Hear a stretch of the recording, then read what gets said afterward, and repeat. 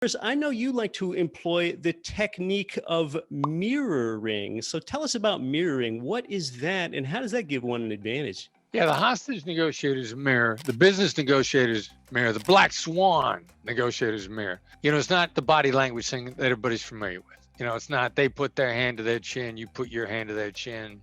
They lean to the left, you lean to the left. It's not body language nonsense. It's a repetition of 1 to 3-ish words. You teach yourself the skill repeating the last 1 to 3 words of what they just said. When you have done that enough times, then you move it around. You get surgical with your mirror. You mirror what you want to hear more about. It's a great skill that does 2 things simultaneously. Gets the other side talking, gets them to expand. It's much better than what did you mean by that? Much better. You get a much cleaner download of their actual thoughts. It's also a great skill when you are caught off guard. Like they just said something that just doesn't make sense that your brain has just stopped. If you practice the mirror, it's a great way to buy yourself a whole bunch of time to get your feet back under you. The other side doesn't know you did it because they feel like you're really listening and they want to talk some more. The funny thing about the mirror that I have found really interesting is the few people that are both high IQ and high EQ, and I'm not high IQ, and EQ is learnable. I believe, I work very hard at my EQ, but the natural born high IQ, high EQ people love mirrors. I think it's because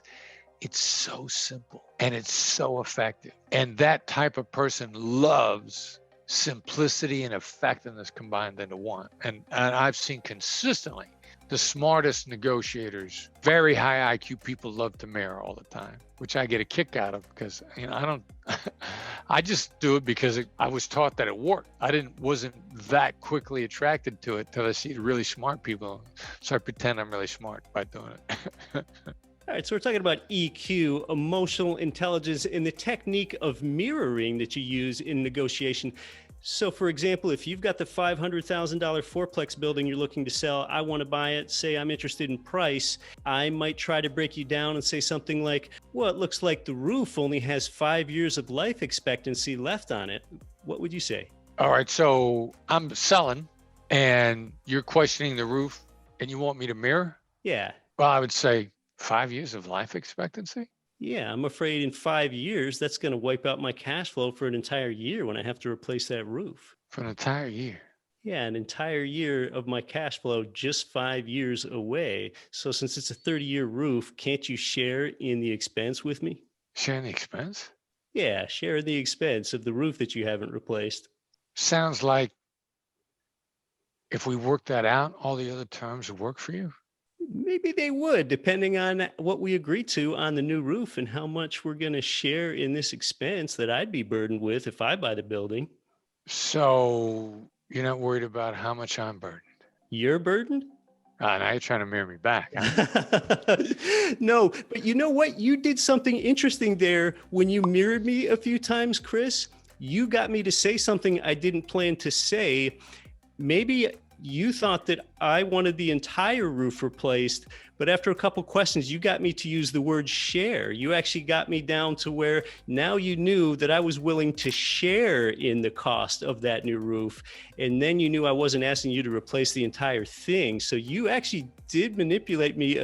Manipulation is probably not the right word, but you did get me to concede when you mirrored me a couple times. And the only reason I mirrored you is because you told me about the technique. So that was really great how you got me. Let me stop you for just a second too, because, all right, so my observation of your tone was that you didn't feel backed into a corner. Have I got that wrong? You're right. I was being kind of aggressive and going for something.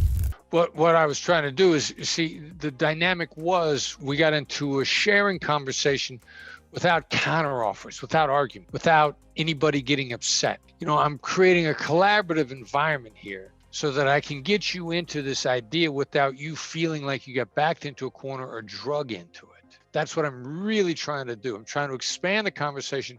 What we would have seen before is bargaining, offer, counteroffer, accusations, all this kind of stuff, meet in the middle, also the nonsense. I'm trying to take the conversation into an area that's collaborative, but you not feeling backed into the corner.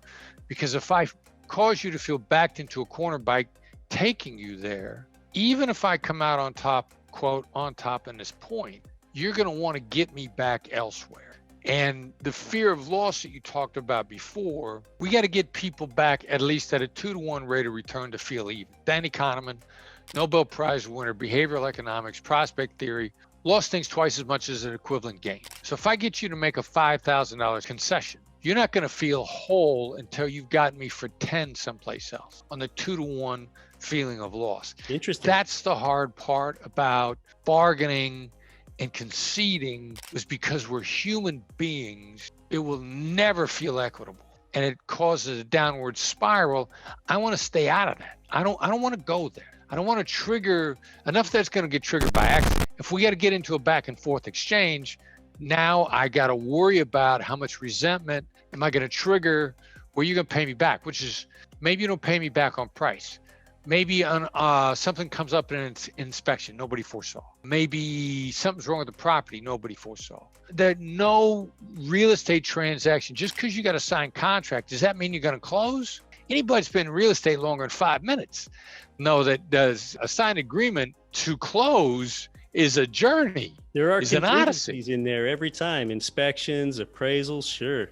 Right. So, I mean, the beginning of the journey is a signed contract. I got to watch the resentment that gets triggered, just get to the signed contract, because boy, if you feel stung, you got to double down on me. And that's why we've all heard of deals, $500,000 deal that goes down in flames over $1,500 inspection. Right. How stupid is that? Oh yeah, That makes no economic sense. A $500,000 home doesn't sell because they're in an argument about the $500 refrigerator or something, and then people want to save face, right? People want to save face. Saving face is a big deal in a negotiation. Yeah. Even if someone loses more money, as long as they save face, it seems like people with a high ego will be more happy with that if they just save face, even if they lose money.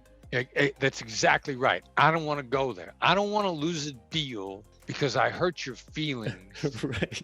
That's just silly. So let me do everything I could possibly do to preserve your feelings of integrity and autonomy, because I know problems are coming after we get the signed deal. Nothing goes through clean from sign to close. Nothing. So if I know problems are coming, why don't I do everything I can to prepare for them?